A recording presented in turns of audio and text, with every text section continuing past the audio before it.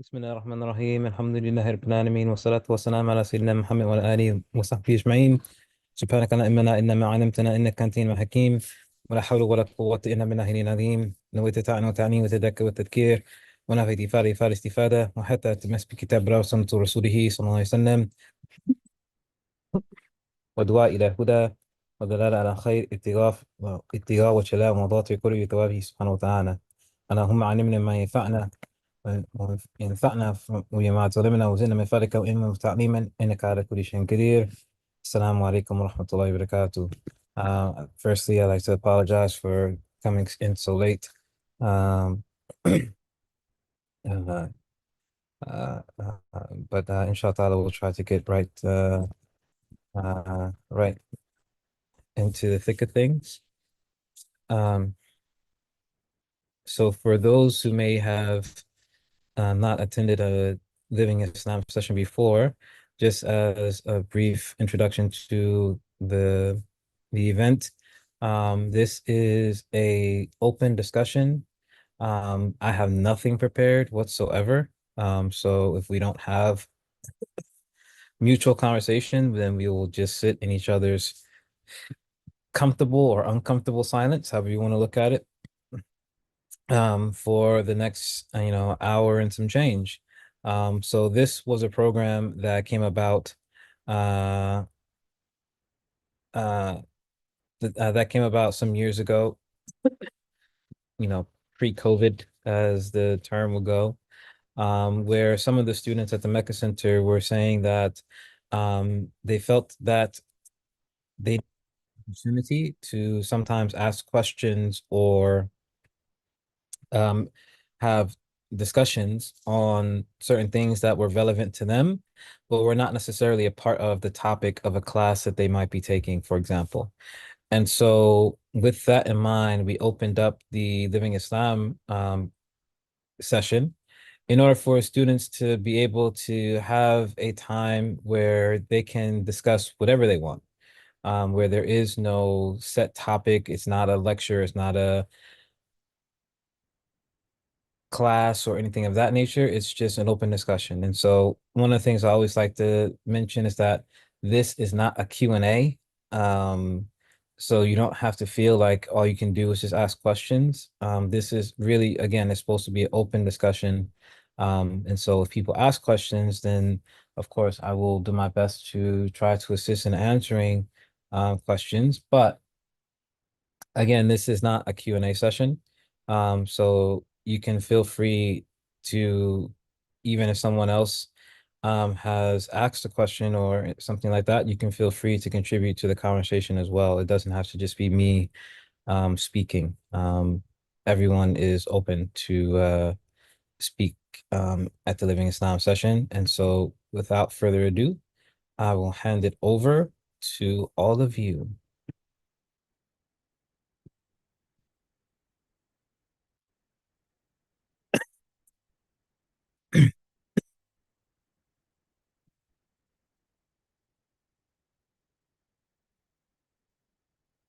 And for those on the Zoom session, you can feel free to unmute yourselves, or you can type in the chat.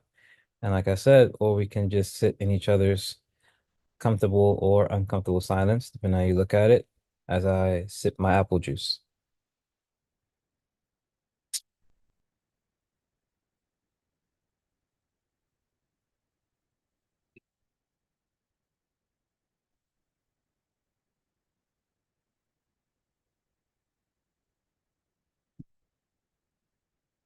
So I wonder if we're going to have any brave souls, or who's going to be the first brave soul.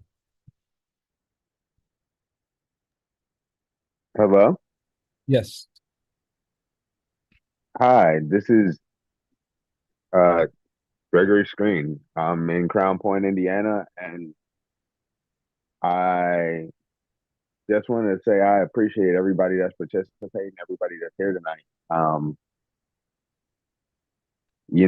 It's there are a lot of, masjids and communities that kind of overlook, revert, and either only do lectures but don't really have fellowship for people that are in smaller communities and might have trouble getting to masjid or are around masjids that might have trouble accepting them for one reason or another. Um, so I just want to stop and say thank you. Thank you for having this. Thank you for giving us this opportunity. No problem. The Mecca Center has been founded on the aspect of trying to help either people who are new to Islam or people recommitting to their Islam and, having open doors for people to come in and to feel comfortable. And so that is part of the founding and the history of the Mecca Center. So, I'm glad to see that some of those goals are being manifested. So hopefully we can continue to be a service to the various people within the community of the Prophet Muhammad sallallahu alaihi wasallam. So thank you for sharing. No, thank you. I'm already I had to work earlier, but I signed up for three of the classes that are going on this weekend. Like I really do appreciate this. And so I hope that we'll be able to be a means of benefit for you as much as we can. Thank you. No problem.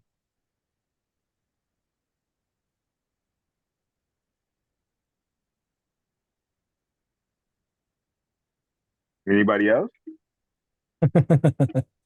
You took the words right out my mouth.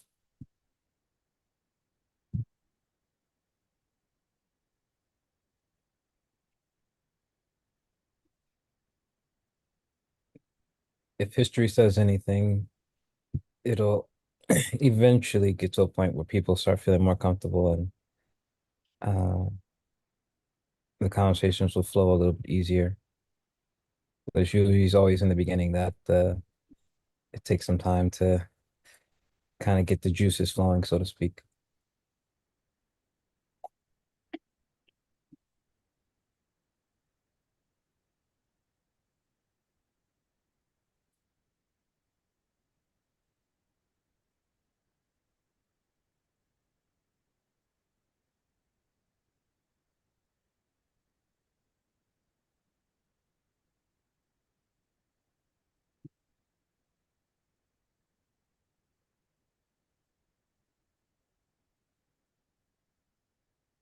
Well, maybe I guess I have to. How's everyone doing tonight? Doing good. Um, Worked my second job this weekend, so it was good. may Allah make it easy for you. You know, Yeah. mashallah, I was able to work in a field that, no matter how hard my day is, it's always a blessed day. Um, I I do early child ca- early childhood, and CNA work. I do home hospice care right now. So I do early child care during the week, and then hospice care on the weekend. May Allah make it easy for you. It's not necessary. The Dealing with people in that intimate of a setting can sometimes be emotionally um, draining. So may you be rewarded for your efforts and may it be a means of benefit for those that you interact with.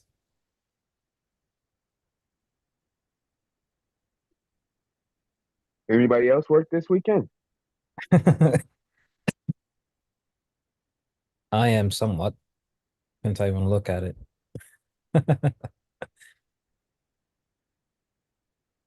Uh, like I said, I appreciate it. Alhamdulillah, despite everything happening in the world. Well, as the ulama will say, Alhamdulillah ala kulli hal, that we praise God in every circumstance. Uh, because even the quote unquote negatives that we see, there's a wisdom in everything that Allah subhanahu wa ta'ala does. So we say, Alhamdulillah, praise be to God in every circumstance.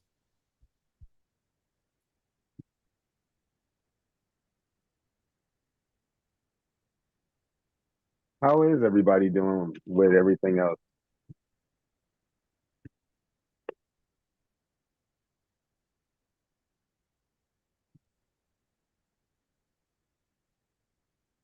Okay, I'm gonna ask a, a question.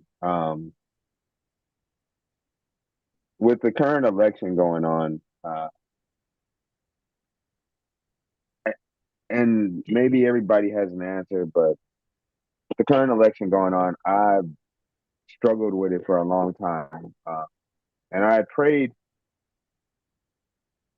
day in and day out, mashallah, and you know, ya Allah, you know, bring a new candidate, and you know, because I just couldn't vote for anyone that was backing the genocide in Palestine. Um, how how does you know how should we approach this election? Anyone want to answer that one? Don't vote. I guess that's one But approach. see, I got a quagmire on that because remember I prayed for a new candidate. Yeah. Mashallah, he answered my prayer. I I mean, prayed for a new candidate. He gave me a new candidate. yeah, I'm probably the worst person to ask about politics. Those that know me know that I generally speaking, politics is not my field. As one of my teachers would say, that we all have our specialties, and politics is not one of mine. Um, He's all right. It's not so strange. Nothing. Why would it's you think it's a break? Nah, it's yeah. not a no break. There's no clear break anyway. There's So I don't know what I can necessarily say because the other aspect of politics is that it's very sensitive. Is that people have very strong thoughts and feelings in regards to politics. And so this is another aspect of why I don't necessarily try to get into political conversations and the like. Um, but everyone is going to ultimately have to make their own choice in the matter. It's very hard um, to really have a politician that is going to be representative um, of all the different aspects that you may personally hold in your own life. In particular, um, because politicians, they're appealing to those who can put them into power. So, like, an example that comes to mind is an individual by the name of George Wallace. Some of you who are into history may have heard of him. Um, George Wallace was a um, George Wallace was a um, governor of Alabama, um, and he's very famously known for being blatantly racist. So, for example, he gave a speech at one point in time in his life where he says, segregation now, segregation tomorrow, segregation forever. But what people actually don't know is that before he made that speech and before he was running for governor, um, during his time in politics, he actually had run for office before then. And what people don't know is that George Wallace actually had appealed to the NAACP. And he was actually trying to gain the black vote. And then what happened was that he lost the election that he was running for. And essentially, from his perspective, he just learned a lesson.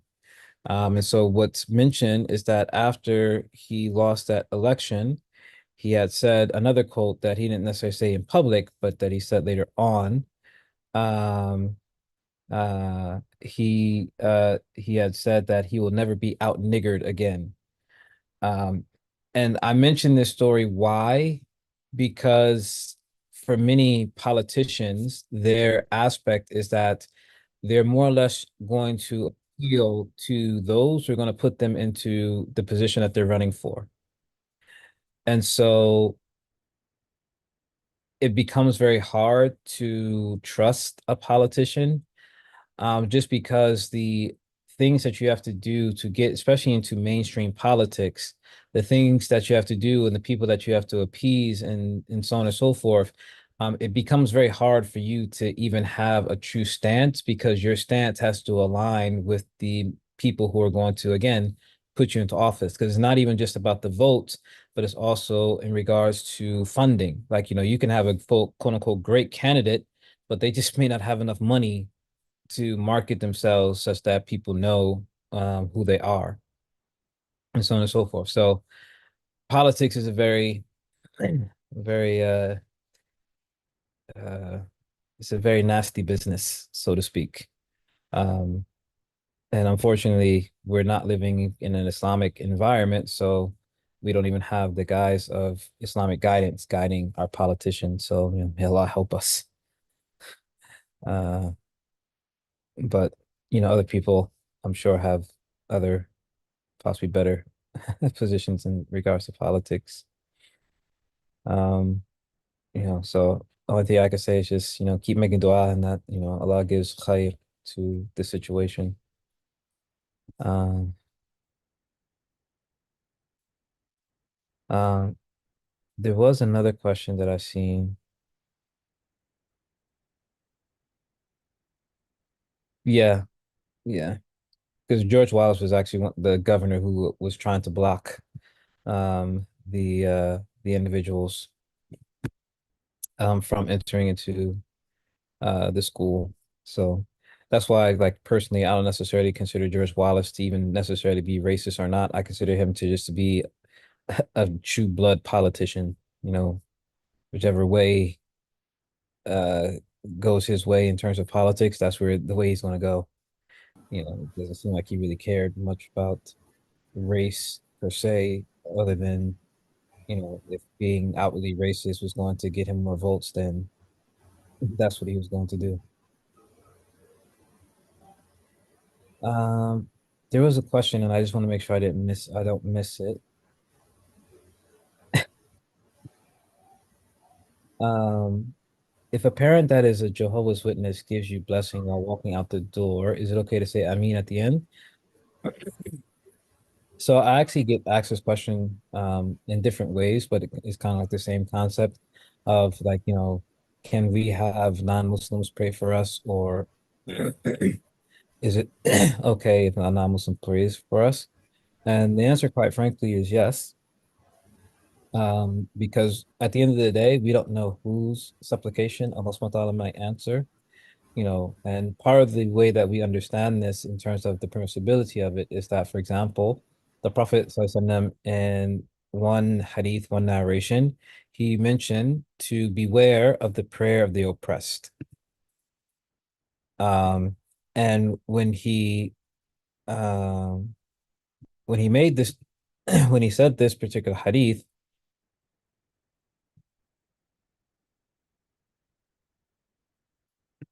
he didn't specify that, for example, uh, that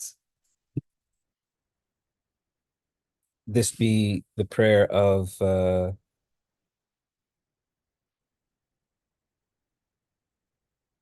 believer.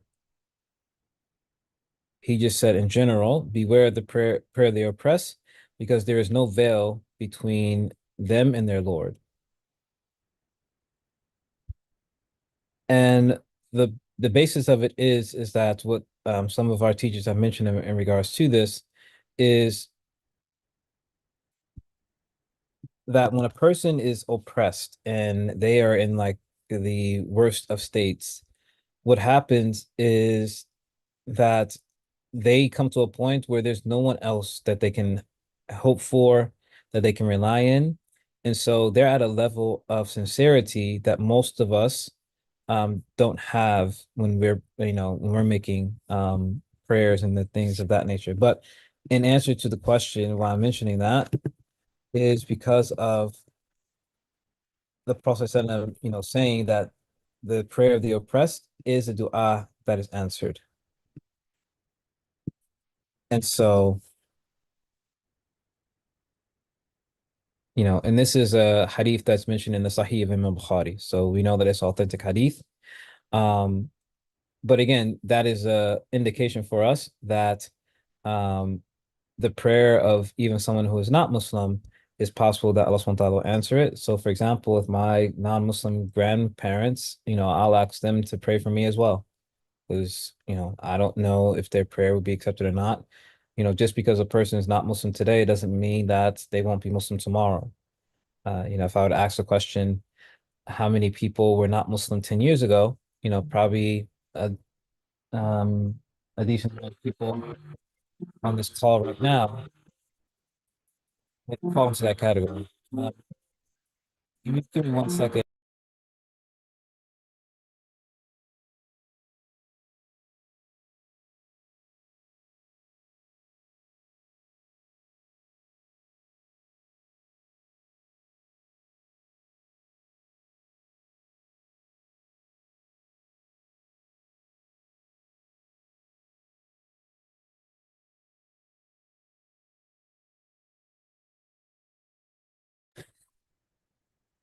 La hawla wa la quwwata illa billah. I'm sorry. I'm so sorry about that. This has to be the qadr of Allah. Gregory, you were just talking about politics, and guess who just rang my phone?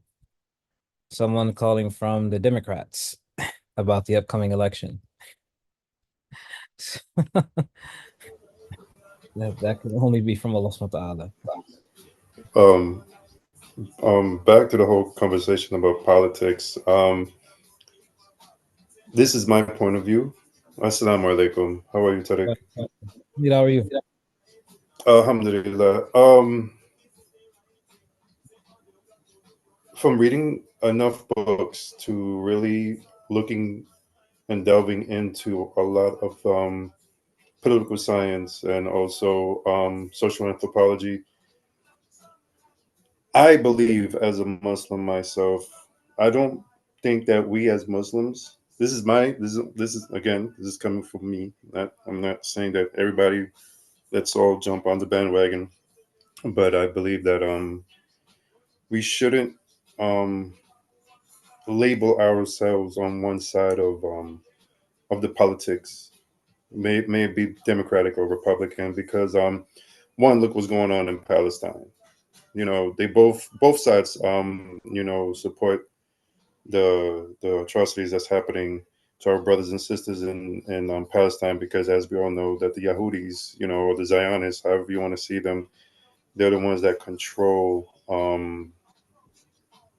the politicians and everything else, media. Another thing about the Democrats, if we all knew the history of the Democrats, how they were once the backing support of the KKK, and then another thing that Malcolm X also said himself, that the difference between a Republican and a Democrat would call you a nigger in your face, and a Republican would say a Republican would say nigger in your face, and a Democrat would say it behind your back. Um, The wolf and the fox. yes. So again, it's like, and since we already have a label of being Muslim, and then we have our subcategories of being Muslim, African American Muslim, Afro Latino Muslim, American Muslim, whatever, and then now Democrat and Republican. I just think that we should just shed the whole, how can I say, we should just shed the whole political, label as well. Again, like you said before, Tariq, our our constituents are already bought for.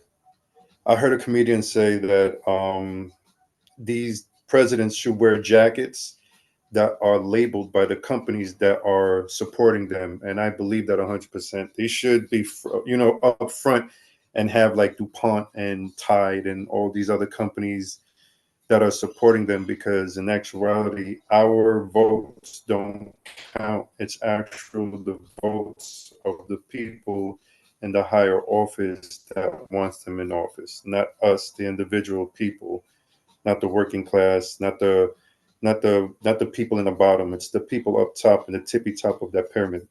And this is why I think that when it comes to politics, it's easy to just be like, you know what, I'm not voting. Why? Because we all know there's these conglomerates that's actually running the show. Then actually, there's a book I'm reading right now. It's called Super Class: The Global Power Elites and the World They Are Making. It's becoming a really good book. And again, if we really look at our history on American politics and how and who used to vote, we wouldn't want to vote right now because it's the same thing but in a different era, and just labeled in a whole different way. The Republican Party used to be part of the working class. The Democratic Party was part of the KKK. They were the ones that supported, you know, segregation. They're the ones that supported Jim Crow. They were the ones that were backed by the KKK. And when you look at the Republican Party, remember their party was from the North, so everything was basically about business. But again, who used to vote and who could have voted? Black and white people couldn't vote back then. The only white people that could vote were the landowners, the slave owners, North and South. So again, it's like, again, it's the same package, but it's just labeled different now. It's 2024. Lyndon B. Johnson, when he signed the Civil Rights Act, and he said this is going to have the votes of every nigger to the end of time. Lyndon B. Johnson, who was a Democrat.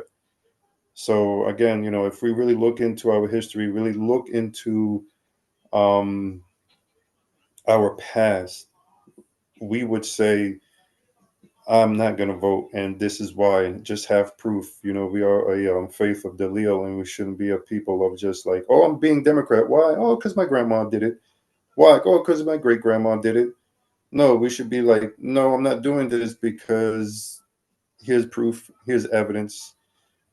So yeah, that's my stance. My stance, on the whole situation of the politics and voting. Just fall back and just let the chips may they fall. If people would stop voting, and if I'm talking about everybody, Muslims, non-Muslims, Christians, Catholics, Jews, Hindus, but whoever, if we all would just stop voting, I think they will pick the president without our votes. That's what I'm thinking. That's how I'm feeling, because I don't think that our votes make any difference. Our money does, but not our votes. Jazakallah khair. Yeah.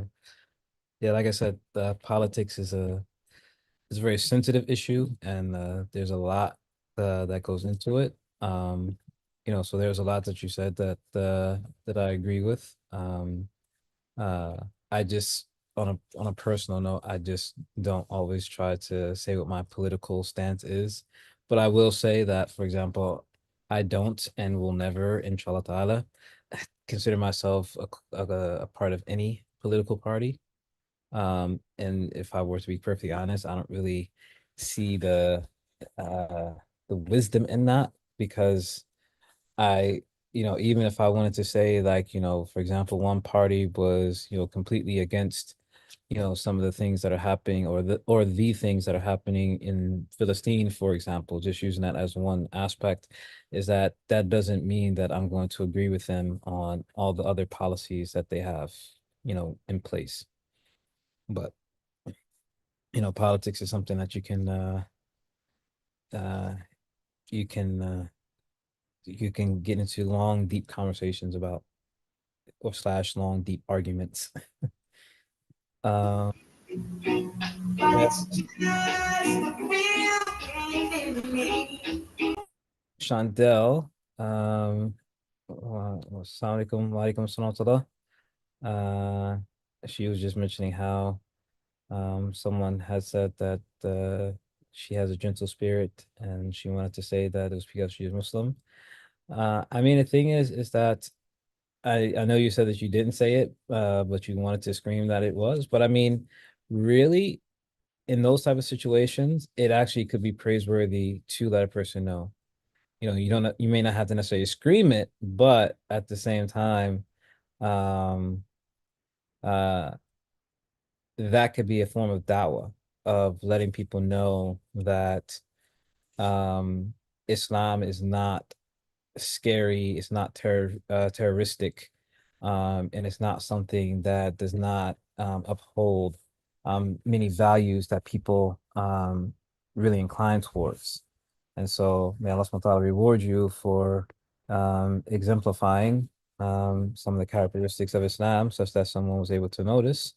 And may Allah subhanahu wa ta'ala continue to allow you to be a beacon of guidance for people around you.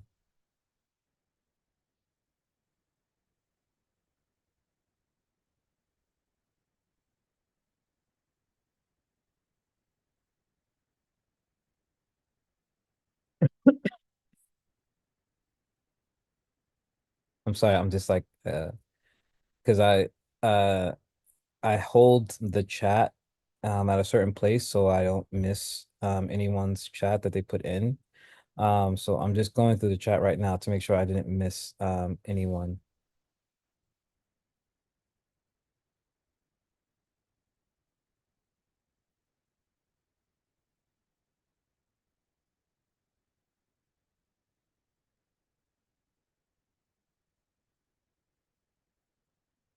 When both options are bad, I won't be forced to pick. Yeah, I mean, it seems like in this particular case, especially from an Islamic standpoint, many people are really just they're at a crossroads where it's just kind of like and again, I don't want to necessarily keep like going into the aspect of politics, but one of the things I can say is that I am happy that some of the things have taken place that have, from the sense of allowing people to see things that they didn't necessarily want to see previously. So as was said to us previously, that um for many people for a long time, it's been a situation of just like, I'm a default Democrat or a default Republican. So, for example, in the African American community specifically, and even in the Muslim community specifically, it was just kind of like a default position that I'm naturally going to be a Democrat. Like, I know of situations or like conversations where it's kind of like if you were to say anything outside of that, a person will look at you, strange and, want to argue with you about, your choice of, not identifying as a Democrat or not voting Democrat or whatever the case may be. And so I can say that I am happy of the situation such that I feel that Muslims in particular have been able to see that even the Democrats are not, looking out for the Islamic interests directly. That again, and this is again, politics is going to be very much opinion based, but my 2 cents on the matter, so to speak, is like I said, is very similar to what was mentioned to us already, is that politicians, they are they are appeasing those who actually put them in office, whether that be through money or whether that be through lobbying. And usually lobbying is nothing more than an extension of money. And so they are ultimately not necessarily looking for the best interest of anyone in particular, especially if they're not going to help them gain that office.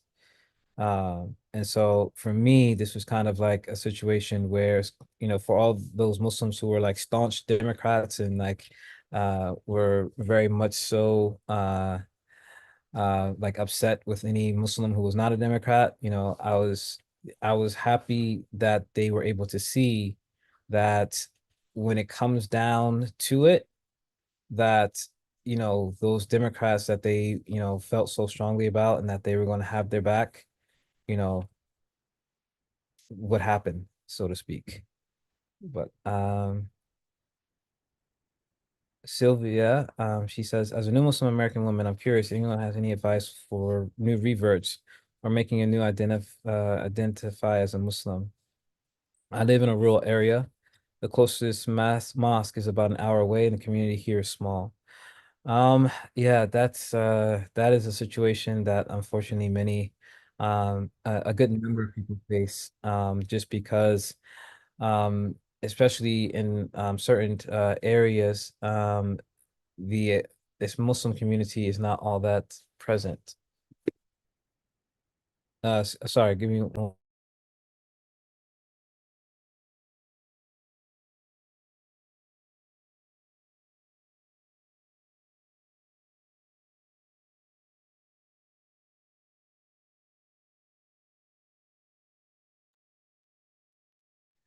And essentially Sister Mina actually nicely summed up some of the advice that I would give. Um uh and I I somewhat want to say that because it's almost as if she knew exactly what I would have said. And I almost want to say is that because Sister Mina has she's usually the TA for many of the classes that I do. She's been the administrator for the Living Islam. So I almost want to say this, that, like I said, like, this is a question that we get often. And it's almost, I think, she's heard it from me herself so many times that she just kind of knew already what I was going to say. So yeah. So alhamdulillah. But yeah, so I mean, essentially, this is what the advice of many of the ulama is that in a situation like that, you just try your best to be around righteous company, whether, and the thing is that you go based upon um what is available to you.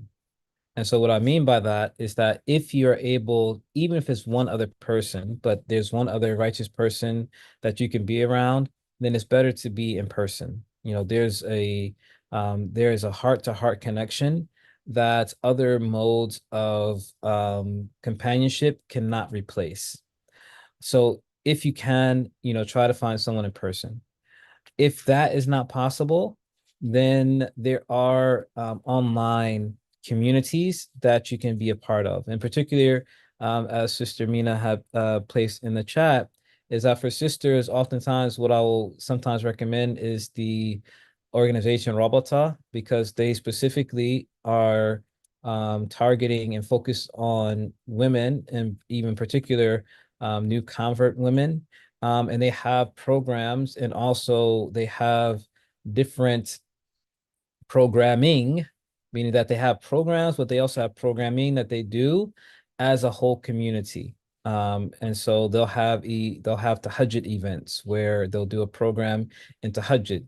But then at the same time, they'll also have programming events where, for example, they will group sisters together and have them checking in on each other for certain acts of worship that they're striving to implement into their lives. The only reason I know about any of this is because my wife is involved with Rabota. So but again, the organization is specifically for women. And then if a person is not able to do that, then as some of the scholars have said, is that if you cannot be with the righteous physically, then be with the righteous spiritually by reading some of the books of the righteous. Um, and so if you can't find righteous people around you physically, and you can't necessarily find some space online that you feel comfortable with, then have a regular regiment of reading the books of the righteous, and then also have a regular regiment, of course, of reading the Quran and reading something like the Shama'il of Imam At-Tirmidhi. Again, ideally, it would be good to go through it with the teacher. But for example, like with like Seeker's Guidance and even with the Mecca Center, we have classes around that. Like we're doing a Sierra class at the Mecca Center. I know Seeker's Guidance, they have a Shemale class that they have going on. Um, but again, all of these things, inshallah will help. And so as one of my teachers had told me some years ago, is that the good things that you do now will help and assist you when other doors open up later on down the line in life. Because we don't know where Allah subhanahu wa ta'ala is going to place us. So if we take good steps now, given whatever our circumstances are, and we take advantage of even the little bit that we have, then later on when our situation may change, those good steps that we take now will help us later on. So that's just, that's like the sharh, that's the commentary that I'm giving to Sister Mina's uh comment that she already placed in the chat.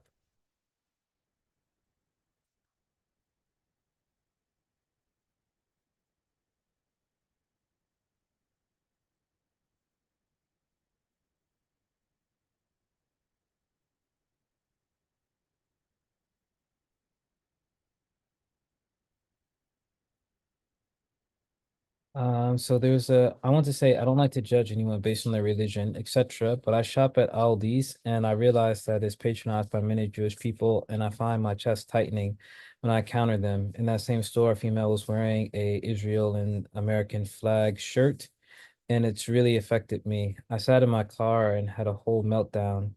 I do seek refuge in Allah. Is there any advice you can give? Um, the thing is that from an Islamic perspective, we don't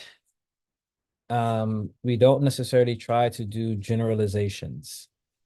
So meaning that in particular, like when it comes to something like religion, because because for example, some of the things that are happening in Philistine are not fully directly associated with Judaism itself. In the sense that, for example, you can distinguish between Judaism and Zionism. So, for example, like at NYU, there's an organization called Jews for Peace or something like that, which is basically a organization of Jewish individuals who are actually anti-Zionist, and they are, fully in support of the people in Palestine, in Philistine.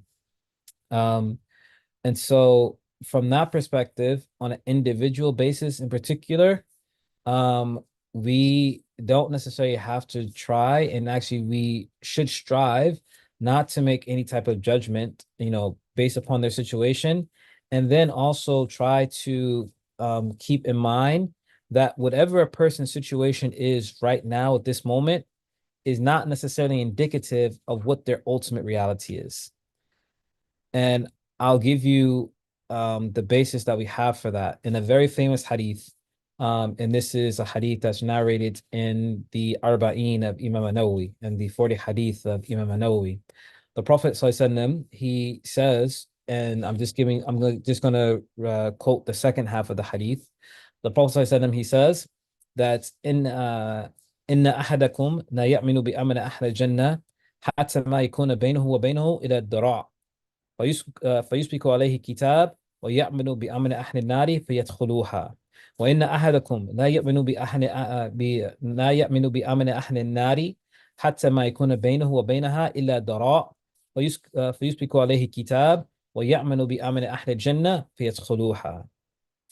So the translation of that, um, uh, the translation of that is that the Prophet sallallahu alaihi wasallam, he he said that verily any one of you may be doing the works of the people of paradise until there is nothing between you and it except for the handspan.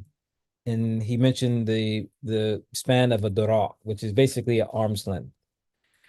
But then what has been written for you will overtake you, and you will begin to do the works of the people of hellfire until you finally enter it. And that verily any one of you will be doing the works of the people of hellfire until there is not between you and hellfire except for a handspan. And then what is written for you will overtake you, and you'll begin to do the works of the people of hellfire, excuse me, the people of paradise until you enter it. And so the reality of our situation is that we don't know what the ultimate end of anyone's situation is going to be.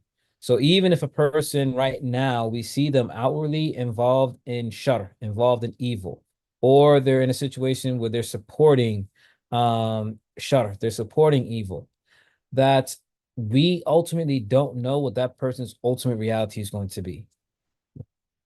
And so from that perspective, we can hate, and this is why in Islam we say that we hate actions, not people. So I don't hate people as individuals. The Prophet ﷺ, he didn't hate people as individuals. What did the Prophet ﷺ hate? He hated actions. So I can dislike someone's actions, but I strive to not make it a personal thing, meaning that I strive not to hate the person themselves, because again, I don't know what their ultimate reality is going to be. How many people have hated Islam and years down the line actually become Muslim? I mean, there may be people right now amongst us, right now on this Zoom meeting, that 10, 15 years ago possibly hated Islam. I remember one time we were at the Mecca Center back when we had a physical location, and there was a sister that, has said that, because I had asked a question, like, how many people in here before they became Muslim hated Islam? And I remember there was at least one sister that had raised her hand to say, that was her situation. She actually hated Islam. And then what happened? Allah subhanahu wa ta'ala guided her to Islam. So, my advice would be that is that, try to separate the actions from the person and try to remember that ultimately we don't know what an individual's ultimate reality is going to be. So that it may be that they may be supporting or may be involved in things that we could consider evil or that we can consider to be wrong, but that doesn't mean that that's going to be their ultimate reality. You look at some of the Sahaba, you could look at the likes of, for example, Khalid ibn Walid. Khalid ibn Walid was the leader of the horsemen who ended up killing the archers, or at least some of the archers in the Battle of Uhud. And also their bodies were mutilated. But what happened after that, Khalid ibn Walid became Muslim, and he was referred to by the Messenger of Allah ﷺ as Saifullah, the sword of Allah unsheathed. And so again, the reality is that we don't know the ultimate reality of anyone. And so we try to always keep that in mind. And inshallah, hopefully that will help. Uh,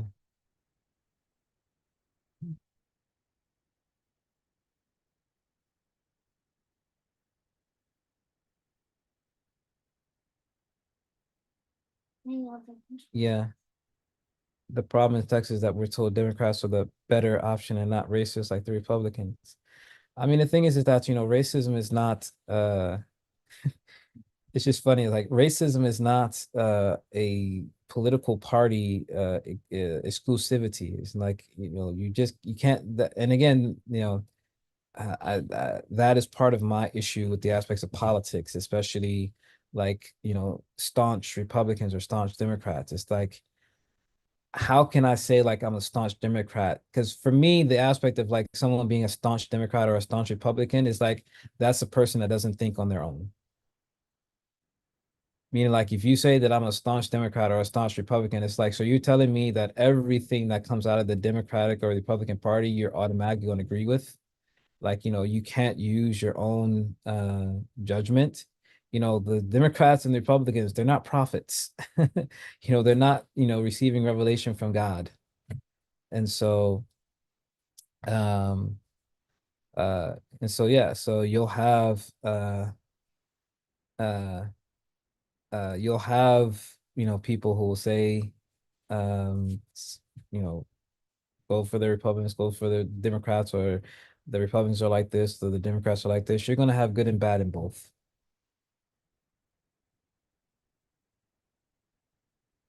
Yes, the shaitan is always going to be shaitan, and that's why we have to constantly be in a state of dhikr.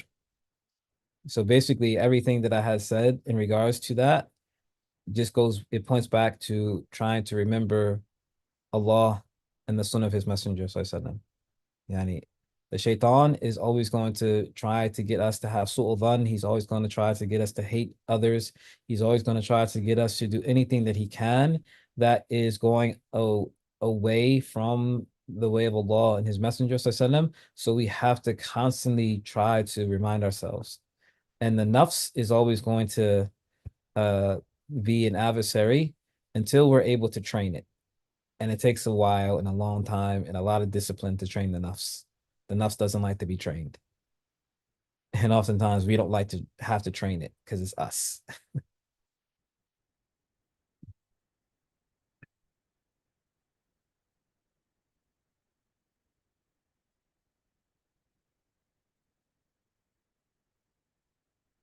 So as a poet said in one of his poems that was actually called he actually there's a poet he wrote a poem, I was tricked by the devil. At the end of the poem, he said, um, he doesn't rest or take sick days or leaves. So seek refuge in Allah from the accursed one, Iblis. And if you ask you for a ride, then you better say never, because a ride with the devil might last you forever.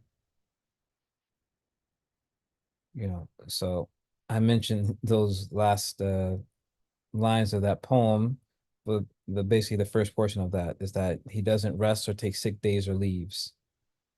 So seek refuge in Allah from the accursed one, Iblis. And if he asks you for a ride, then you better say never, because a ride with the devil might last you forever. Meaning that the shaitan is always going to be busy. He's always going to be at work, and as soon as you let your guard down, that's when he's going to be able to strike and be successful in that strike. And so just like if you had a physical enemy that you could see, and you knew that they were just waiting for you to put your guard down, what would you do? You would have your guard always up. You wouldn't think to kind of like not put the locks on the door, or to not have your defense mechanisms ready to go at any moment. And so similarly with the shaitan, Allah subhanahu wa ta'ala, he said that he's Adul Mubin. He is a clear manifest enemy. If you didn't know that you had an enemy, know that the shaitan is your enemy. And the unfortunate thing is that your nafs is like his what's the word I'm looking for? His double agent. Because your nafs is actually a part of you, but your nafs is working for the shaitan until you train it. Until you lock your nafs up, your nafs is working for the shaitan. So he's the double agent working for the shaitan until you're able to train your nafs and to put up your defenses against the shaitan. And yes, that was Buna Muhammad that I quoted from.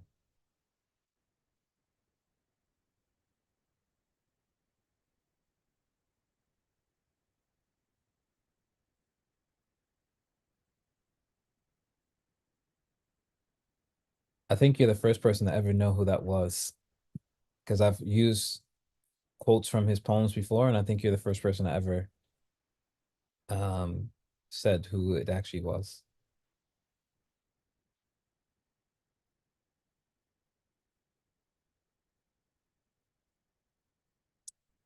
Yeah, I have somewhat of a love for poetry. I just try not to listen to it too much. So it'd probably be better for me to say I like poetry. I probably when it comes to the point of love.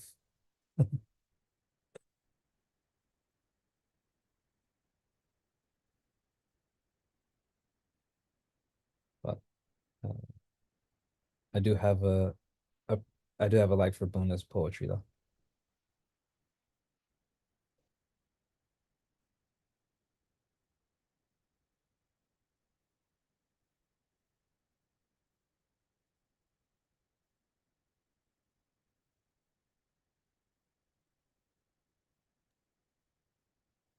Pardon, I have a question. Mhm. Um, and maybe this is something that other people have experienced. Uh, in your work environment, sometimes, like at the place where I do childcare, my after school program, I have certain parents that I have parents that are Egyptian. I have parents that actually are Lebanese, and I found an ability to have acceptance with them and to be able to express um, almost like when you're a little kid and you meet somebody that likes the same shoes you like or something like that in my heart with them. But at the same time, I also have coworkers or other individuals in that environment, in that work environment, that have been openly like proud of their ignorance of Islam, proud of their ignorance of, you know, just my experience. Um, and sometimes it bothers me that I feel such highs and lows in that work environment. I love my job though. I love working and serving people. I'm six, you know, my grandfather was in the military. I was in the military.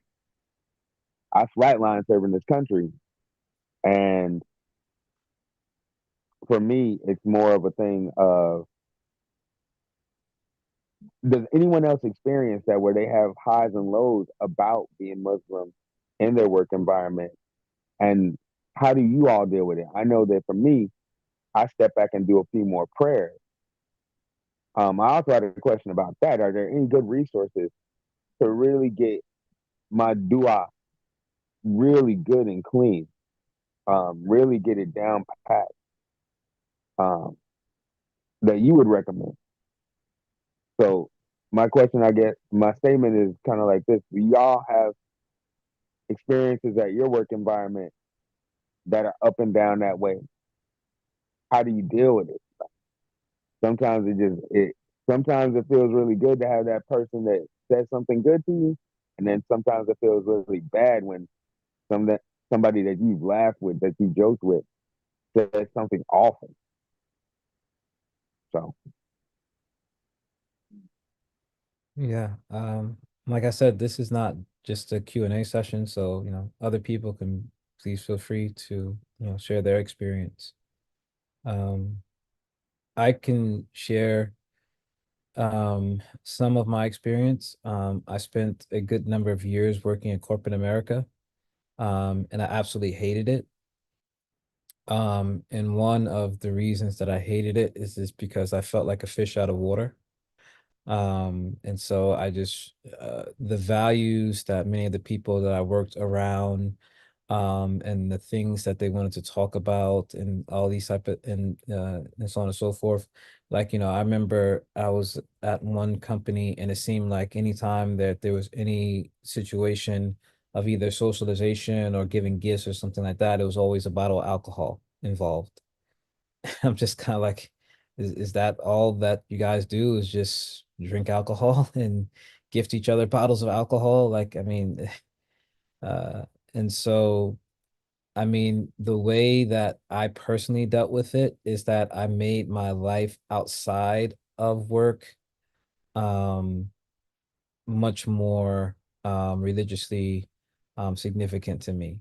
And that's how, and this was just like my coping mechanism. And I arguably could say I might be a little bit different than other people, because I was trying to more formally study Islam. So like I would be taking trips to sit in classes with different teachers and so on and so forth.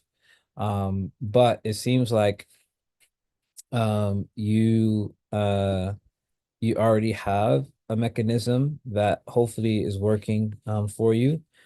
Because as Allah subhanahu wa ta'ala says in the Quran, Allah bi dhikrillahi tatma'inna qulub. That is it not except by the remembrance of Allah that hearts find rest. And so increasing in one's prayer or increasing in one's general dhikr of Allah subhanahu wa ta'ala, that um, inshallah ta'ala, will be a means of allowing for your heart to find rest, even in those difficult moments that we might find ourselves in. Because the difficult moments, we're going to have them. That is a part of life that Allah subhanahu wa ta'ala has, promised that we will all receive.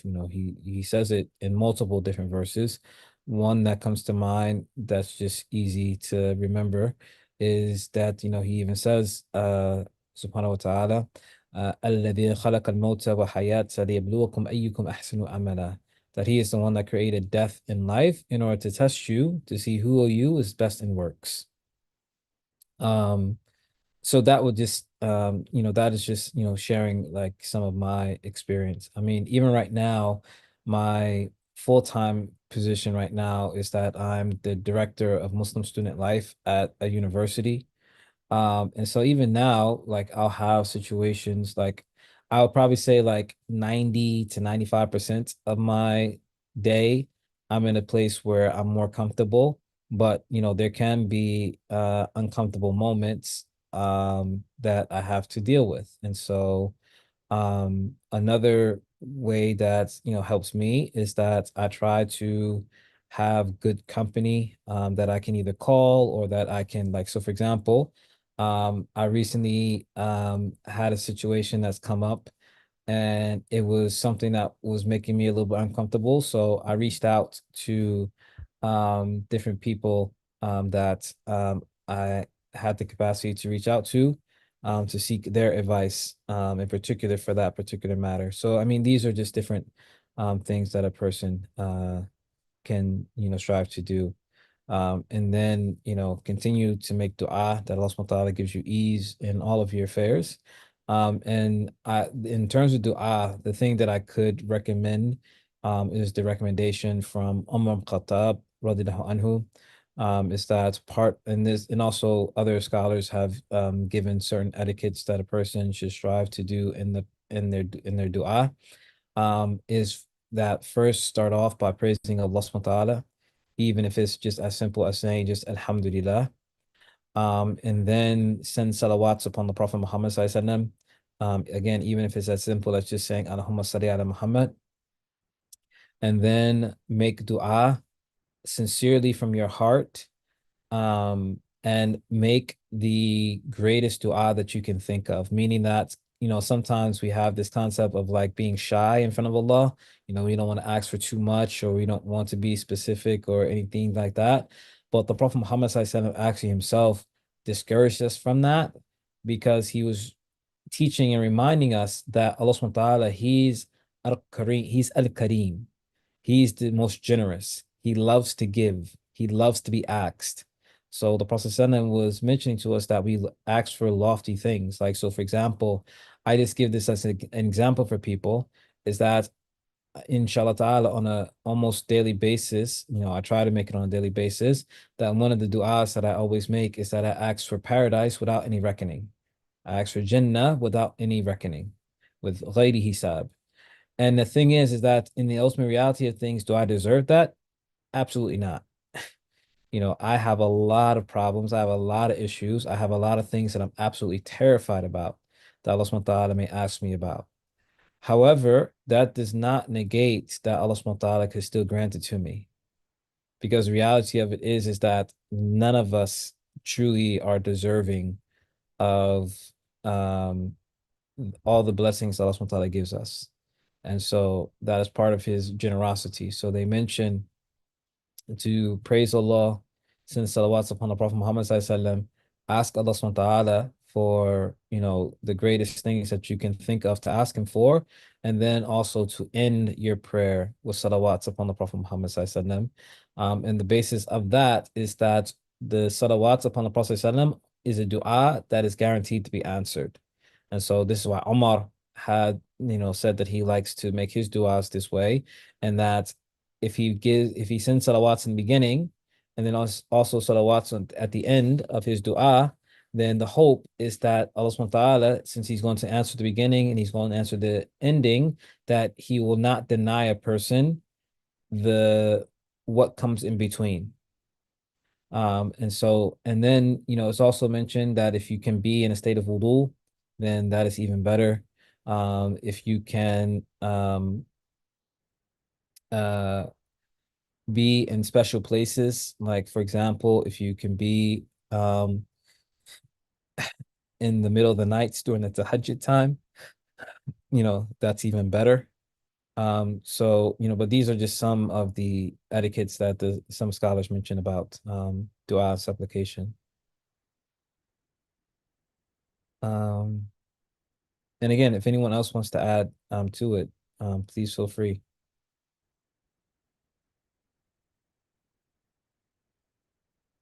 Um, Sylvia, how did you learn Arabic? I'm still learning Arabic.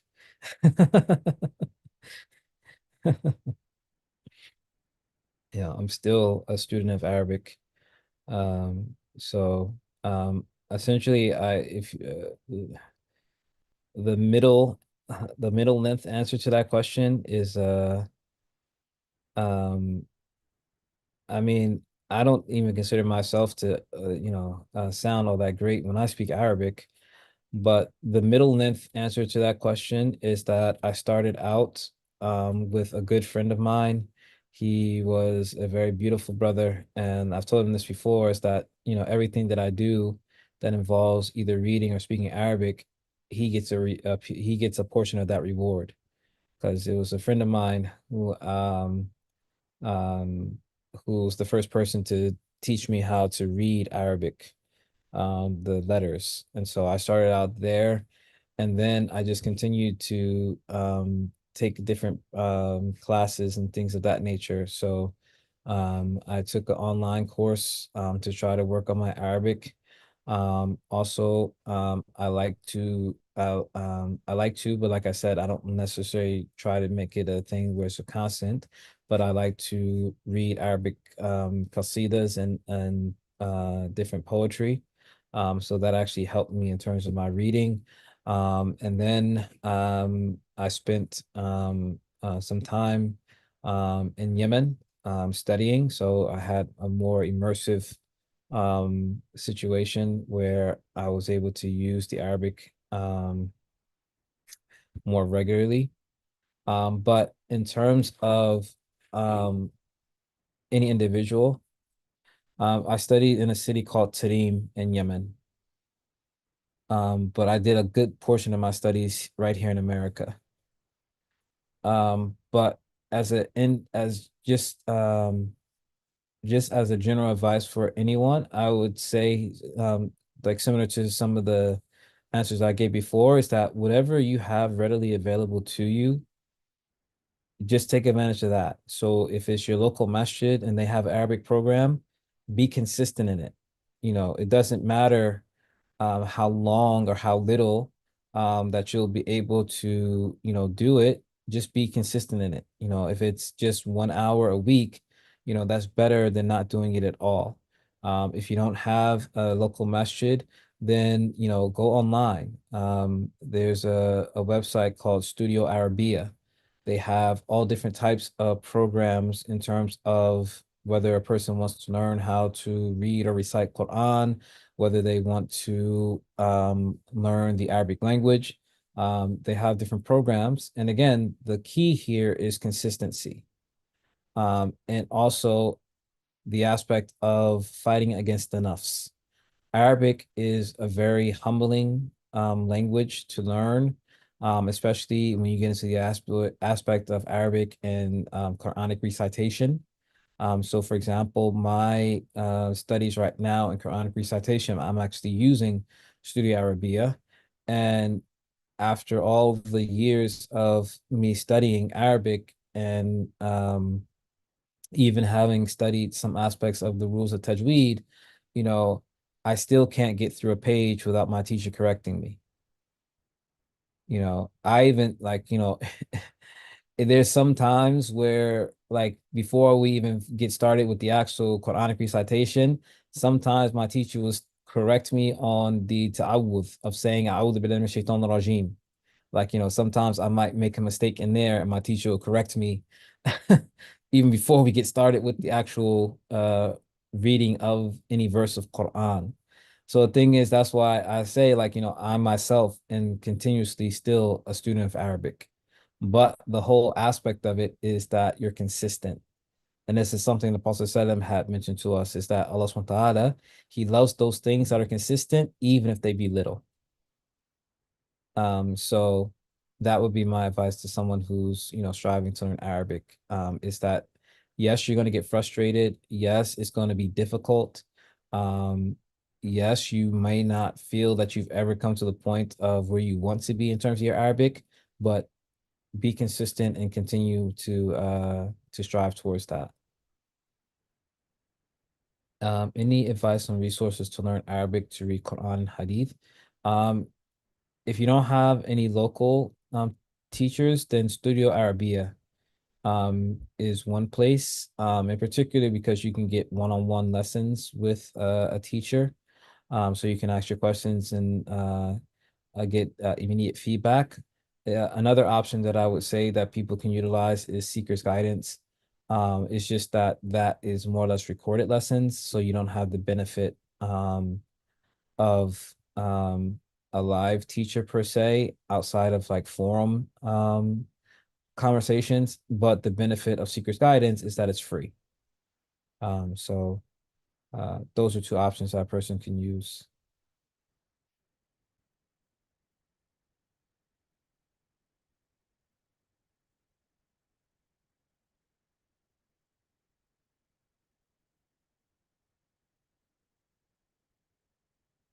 Okay, and then yeah, so I've never tried Tartil.ai. So, but if Sidi Mushtaba recommends it, then that's another resource that a person can use as well.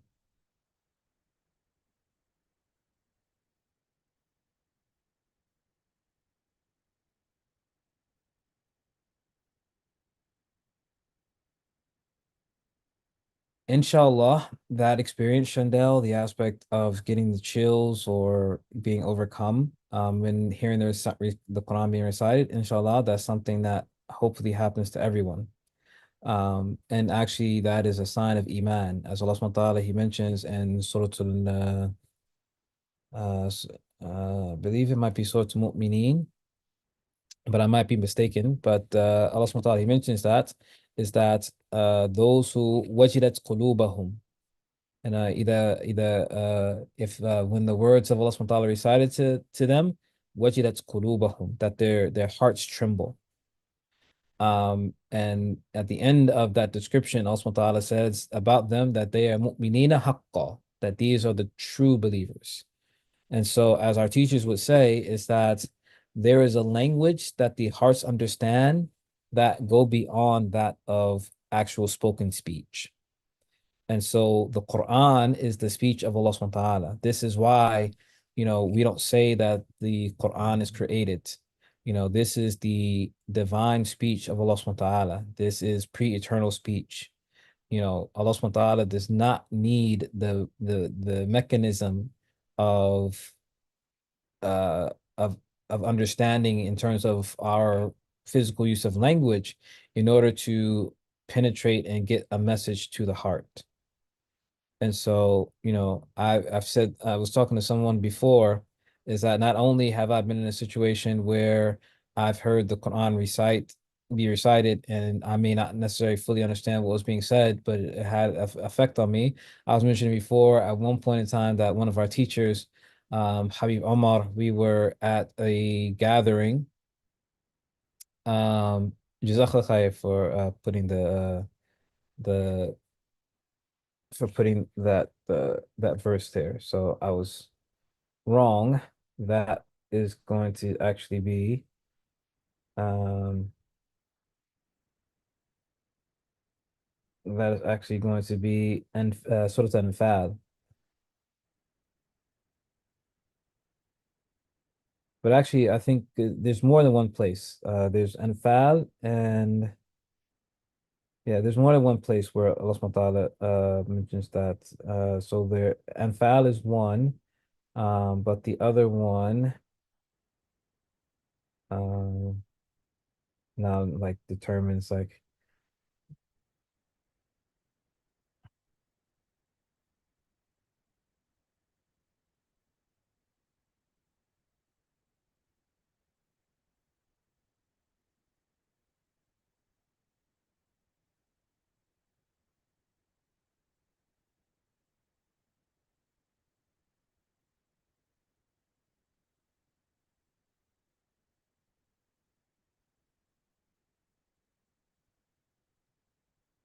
Inshallah ta'ala, I'll find it eventually.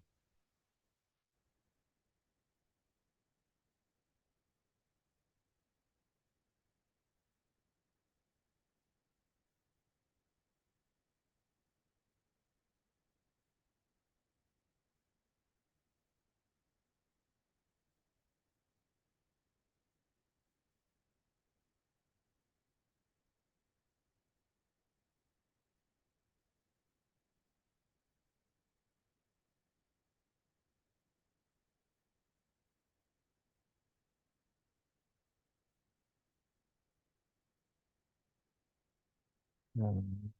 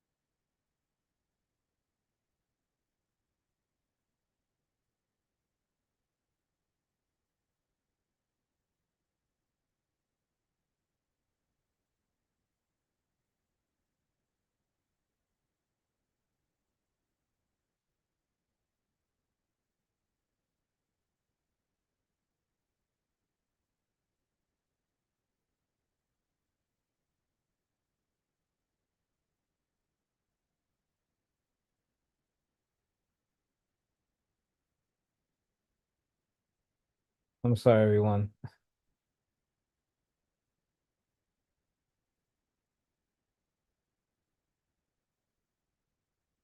Just bear with me.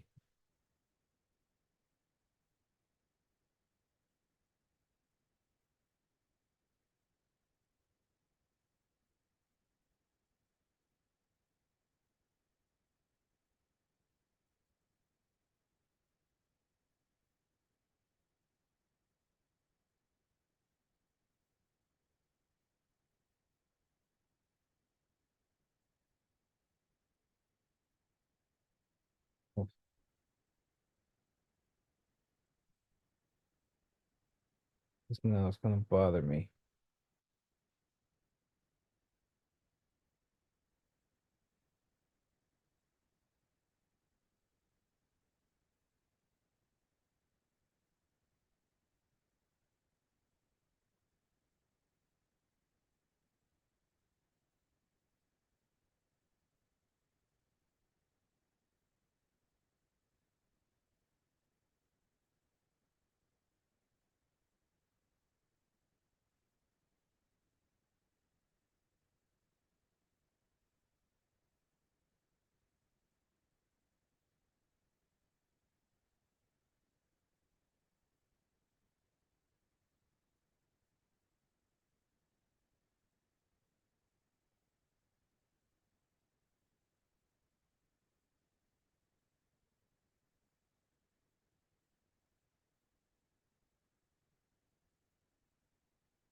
Yes, so yeah, it was sort and foul. So yeah, sorry. All that to just go back to the initial. But yes, in any case, Allah subhanahu wa ta'ala, He mentions that in the Quran, is that these are individuals who, when the verses of Allah subhanahu wa ta'ala and His remembrance are mentioned, is that their hearts tremble. But I was mentioning that even in situations outside of the Quran, but just in the remembrance of Allah subhanahu wa ta'ala, that I've been in situations in gatherings with Habib Omar, and he would have the entire gathering crying, and some of us we wouldn't have any idea what he was saying. That it was just something that we just felt, is that we knew that it just his words penetrated the heart without there needing to be the mode of understanding. Our hearts understood, even though our ears didn't, if that makes sense.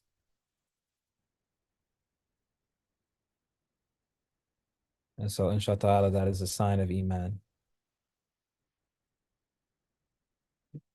So may Allah continue to increase you.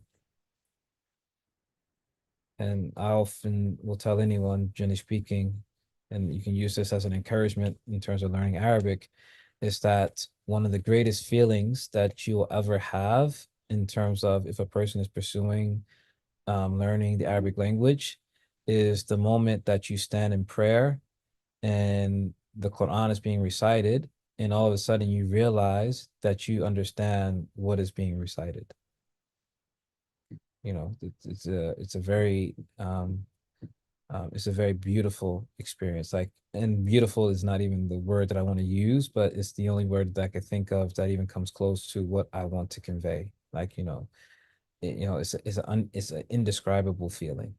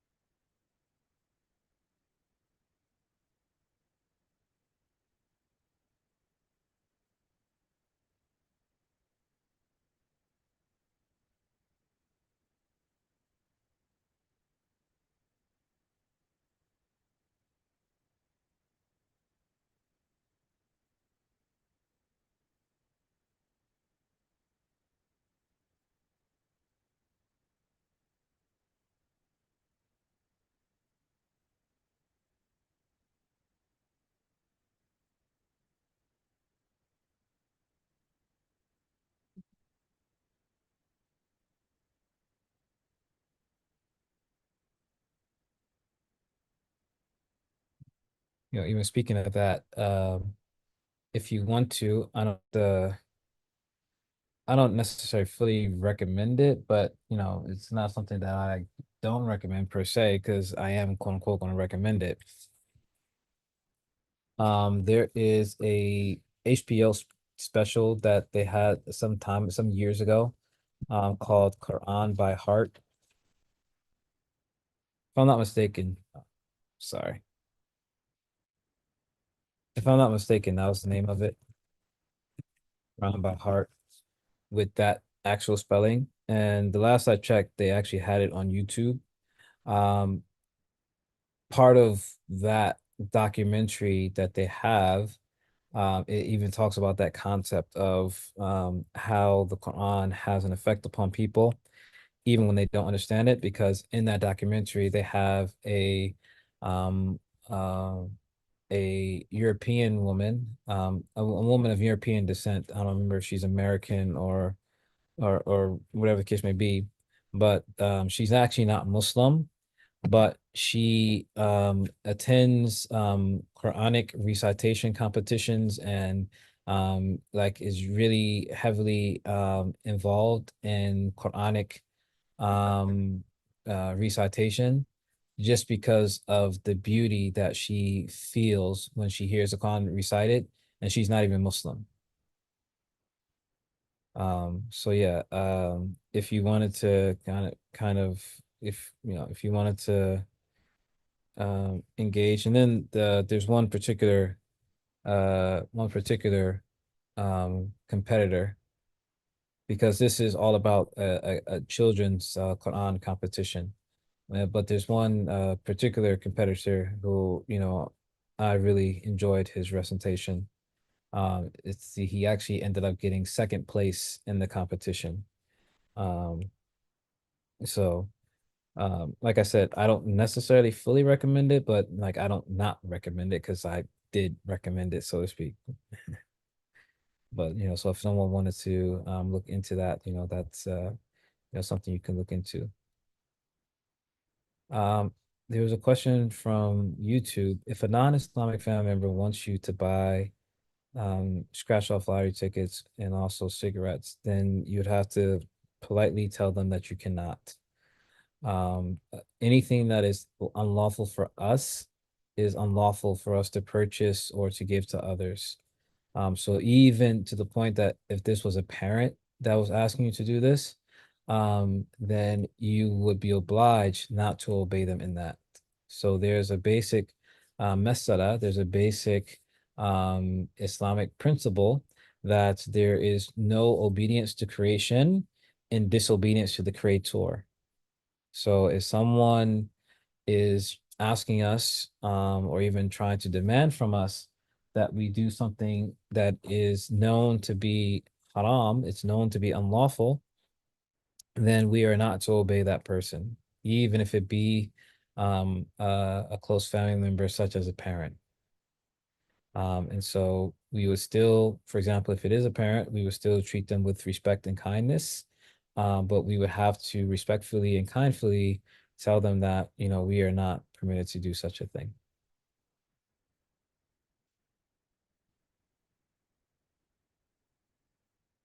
It's not the easiest thing to do, but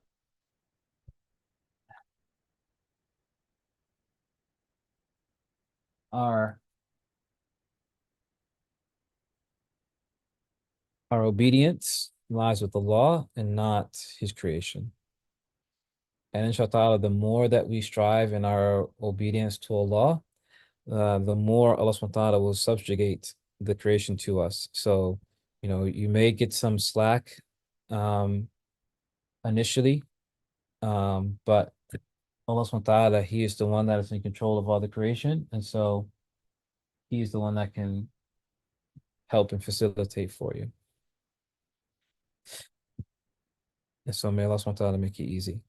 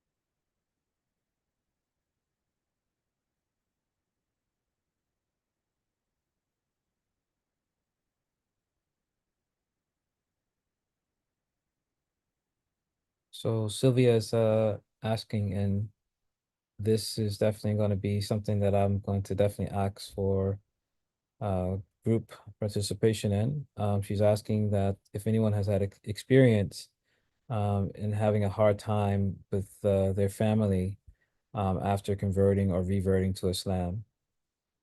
Um, the thing is that I cannot answer that question directly. My parents were Muslim before I was born. So please, if anyone does have the experience, please share it.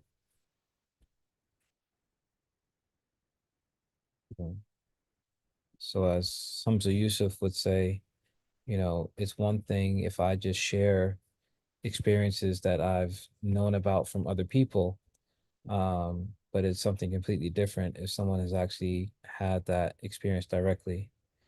Hamza used to put it this way. He said that, it's one thing if I'm trying to give someone advice about kicking a drug habit, having never had to deal with that type of addiction, versus a person receiving advice from someone who actually had the monkey on their back, as the saying would go.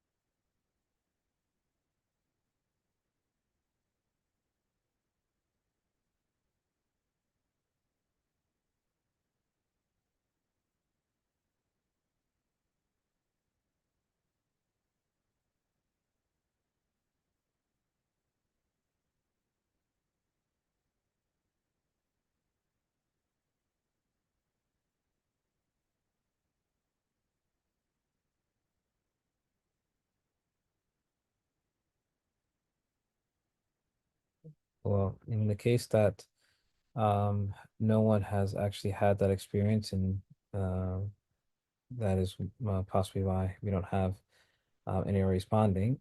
What I can say, and again, this is not coming from direct experience, it's coming from other people's lived experiences that I've been exposed to, um, is that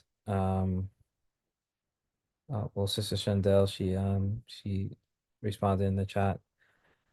She mentions, honestly, I don't care what my family thinks. But in the beginning, my mom says some not so nice things, but now it's been a few years and she's good.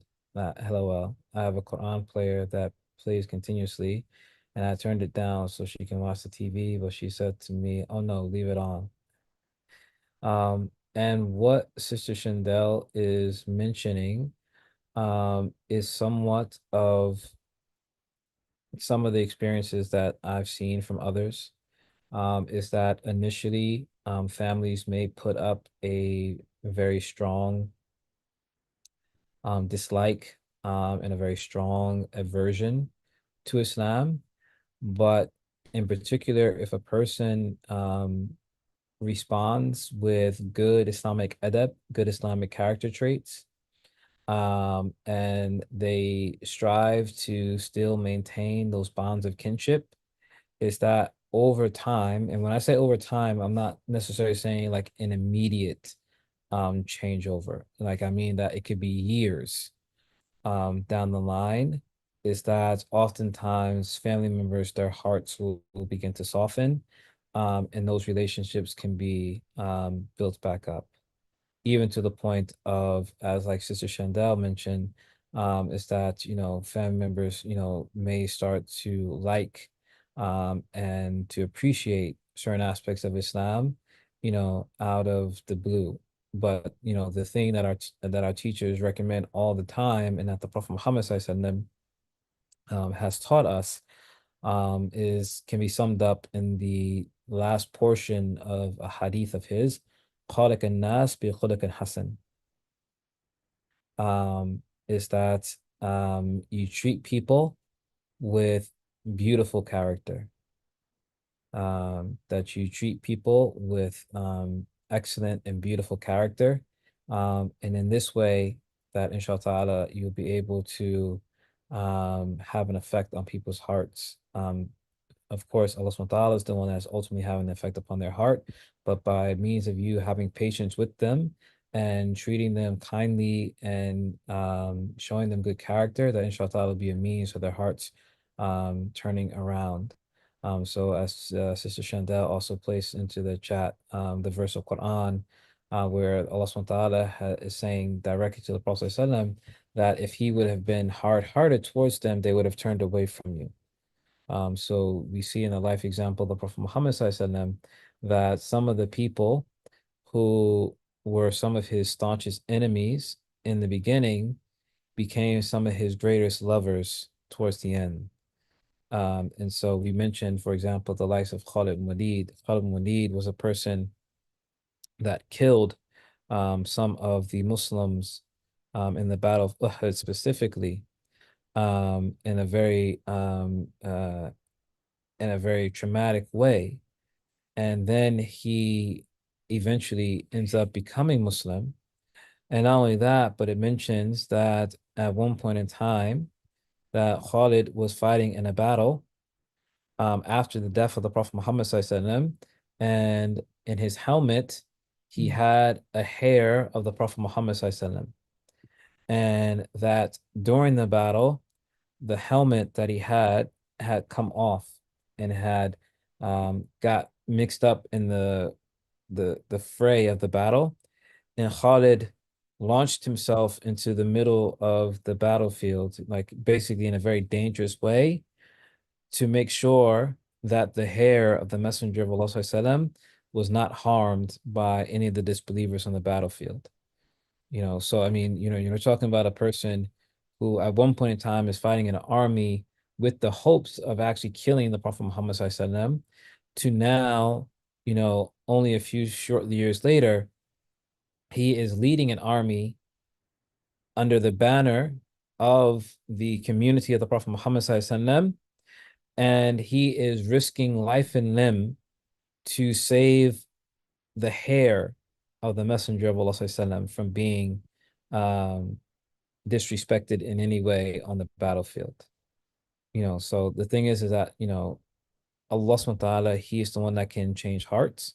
And so, treat your family well, and inshallah, that will be a means of them kind of having their guard be let down against whatever biases they may have against Islam. And, ultimately ask Allah subhanahu wa ta'ala to make it easy, because He's the one that will be able to truly help in any of our situations.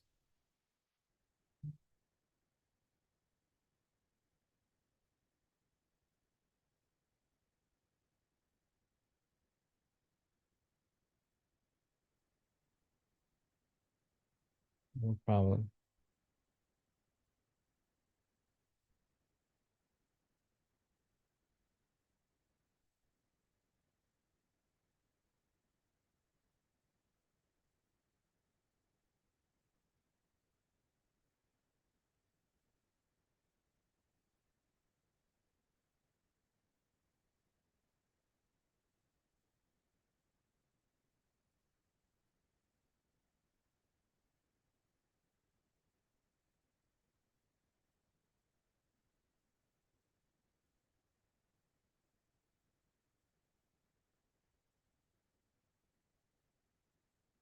Anyone else?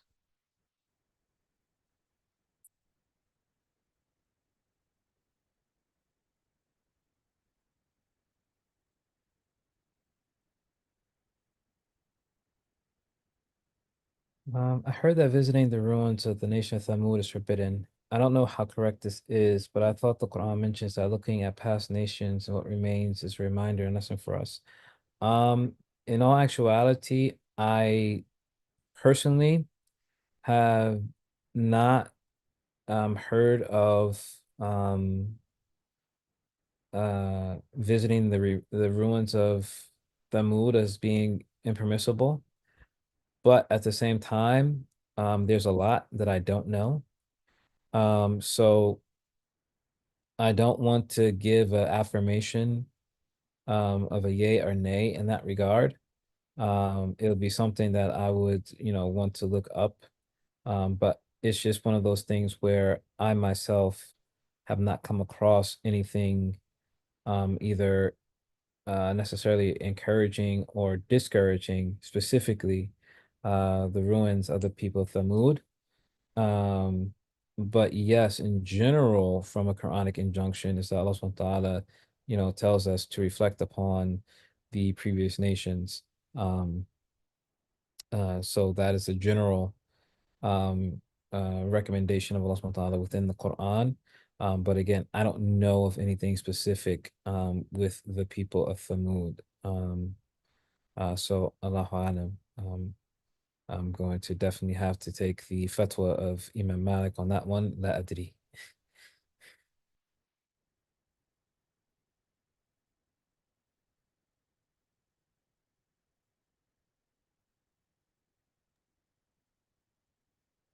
I apologize for talking so much, but I just want to thank y'all again. I get kind of nervous and I, I get kind of talkative when I get nervous, but it's it's been a very uh, arduous time. I reverted while I was working in a prison in Montana, and it's been a struggle throughout the pandemic and through everything that I've experienced.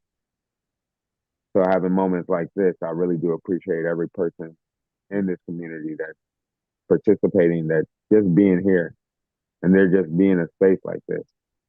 So I thank you all very much. And again, you're more than welcome. And this, it was by people like yourself and others that a space like this was, even thought of.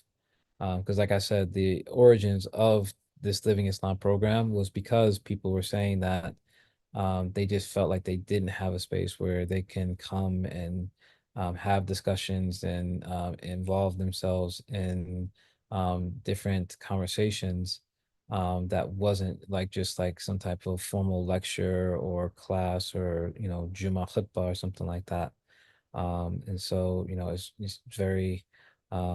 very great to hear that people um, are able to find benefit um, in the living Islam. So we thank you for being with us. And don't worry about the aspect of talking too much because that is, basically, you know, what this space is for.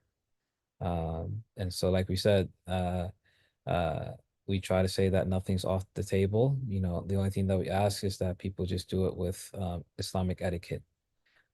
So please feel free to, like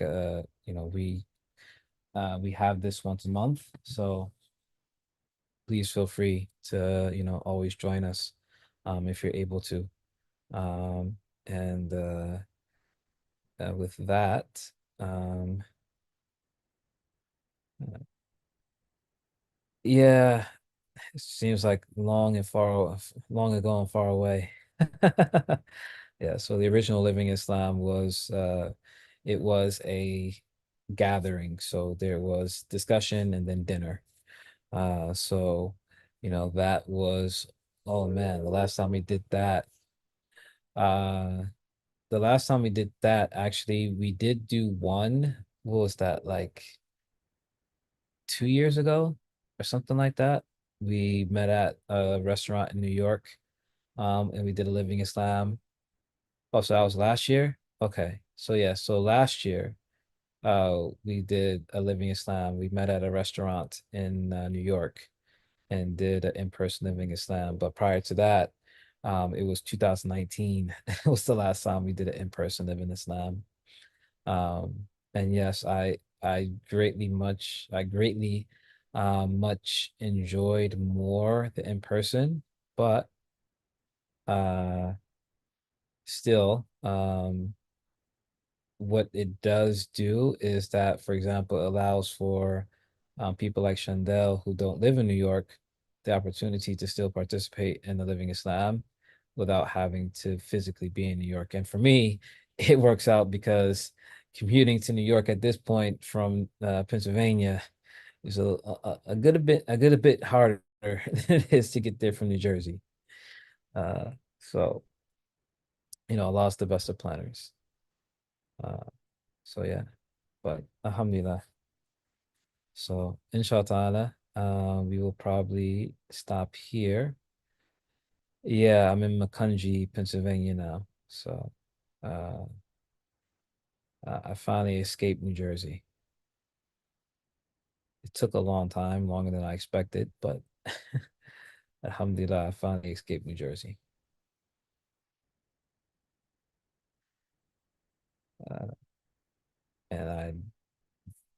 definitely didn't choose to go to New York. Me and New York do not get along, but I'm not alone. Uh, I don't know if I would say we have the worst drivers. I learned how to drive and so on and so forth in New York, and I feel that I drive pretty well.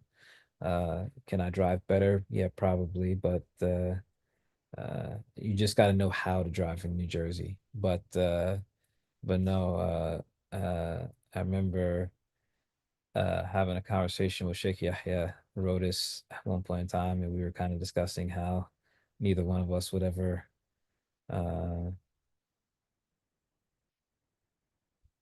uh, uh, how neither one of us would ever want to live in New York, and how neither one of us really understood the appeal of living in New York. But of course, we're coming from a Muslim perspective, such that we wouldn't even do most of the stuff that people enjoy. So, like for example, the restaurants that people like to eat at, it's like, well, Muslim are not halal anyway, so we can't eat at them anyway.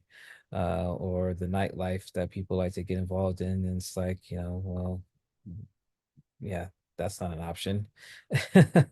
So it's like, most of the stuff that people like to do in New York, uh, we wouldn't uh benefit from anyway. So, neither one of us and actually the funny thing is that now the place in Pennsylvania that I live is not that far from where Sheikh Yahya lives. Like I'm probably about 9 minutes away from Sheikh Yahya's house. Uh, do you think there will ever be another Mecca getaway? Allahu Alam.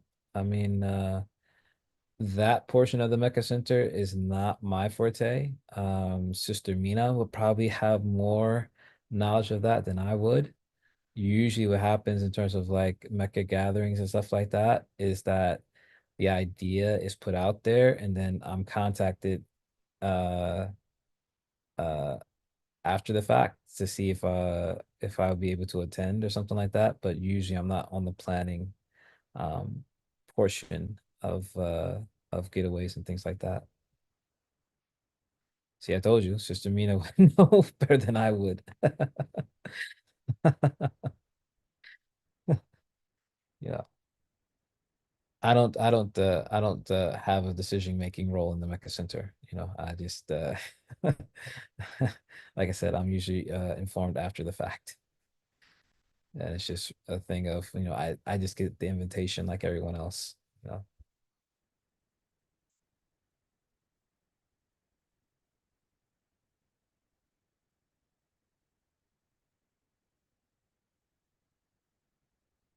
Yeah, a lot of the that's the other thing is that a lot of the people who were kind of like the foundational people in running the Mecca Center, from the teachers to the admin to the volunteers, many of us are not in New York anymore, or close to New York, or as close to New York as we used to be. And some of us have just like retired. Like, so for example, those who've been with the Mecca Center long enough, they would know, for example, one of our founders, who is Brother Tom's wife, um, sister, sister Nora Aisha. Thank you, Sister Nora Aisha. And for those who have never gotten a chance to interact with Sister Nora Aisha, unfortunately, you have missed out. But yeah, like Sister Nora Aisha, she's basically retired from the Mecca Center. You know, Sister Nora Aisha used to truly be my boss. uh, but she's retired, and she is, between her and her husband Tom, they were the founders of the Mecca Center. And so Sister Noraisha, she's, kind of passed the torch, so to speak. Um, but the last I know of, she is still in New York State, but they live a good distance away from New York City itself. And then Imam Kamal, who's one of the other teachers at the Mecca Center, he's based in Connecticut, so that's a nice little commute for him. I'm in Pennsylvania, Ustadh Murad. is still based in New Jersey, but he also does traveling at times. Um, Imam Nisar, I believe he's back in the tri-state, but he was not that long ago back in India, still doing some studies. Sister Mina has actually never been to the physical Mecca Center location, I don't believe. And because she's based in Canada at this point. So yeah, so she's never actually been to the physical. So it's like, again, it's like one of those things, it's like it would kind of be nice, so to speak, if we did have a physical location again, but it's like I actually don't know how feasible that is at this point. Like I don't know if you could actually get all the people who are actually involved with the Mecca Center on the online platform of the Mecca Center. I don't know if you could really get us all back um, physically together. For like a retreat or like a weekend event or something like that. Yeah, probably, but not on a consistent basis. It's almost like those days are kind of done. It sounds kind of bad now that I'm saying it, but it's like it seems like that has kind of just been the natural progression. Is that, COVID was used for different things. And one of the things that COVID was used for was to kind of transition the Mecca Center to an online platform. Because again, prior to COVID, Mecca was only online, only on the ground. Like we didn't have any real online presence besides the website that basically was just used for people to register for classes. Like there was no live streaming, there was no uh um uh Zoom sessions and nothing like that. Everything you had to be within the New York City area. And so I do miss it, but again, what it has done is it's allowed us to be more we're able to reach more people now in the sense that you don't at this point you don't have to be in the New York City area to be able to join the Mecca Center. So Sister Mina, she's in Canada right now. So, so uh we've had I don't what has it been now, like 4 years that you've been with us, Sister Mina? And we've had countless interactions. 5 years. Yeah, and we've had countless interactions, but we've never actually met each other in person.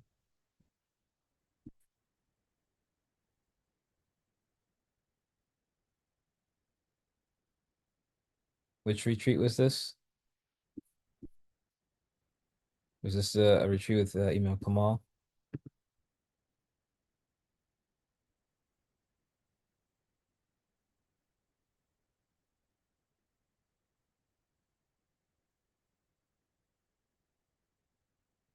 'Cause I know we've had different events, but I don't think I was at this one.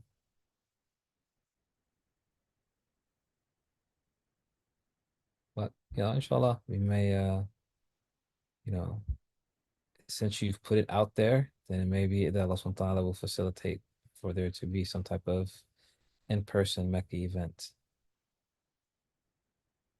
But Allahu Alam.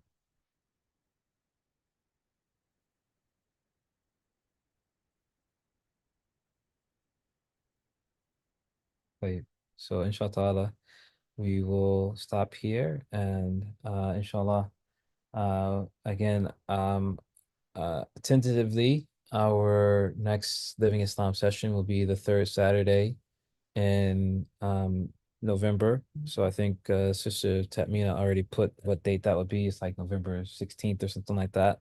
But inshallah, as we get closer, um, we will send out another notification with the specifics, inshallah. So again, jazakallah khair for everyone for joining us and being with us tonight. And inshallah, we will leave you all in Allah's care. وصلى الله على سيدنا محمد وعلى آله وصحبه وسلم. الله سبحانه وتعالى أعلم وهو حسبنا ونعم الوكيل. السلام عليكم ورحمة الله وبركاته.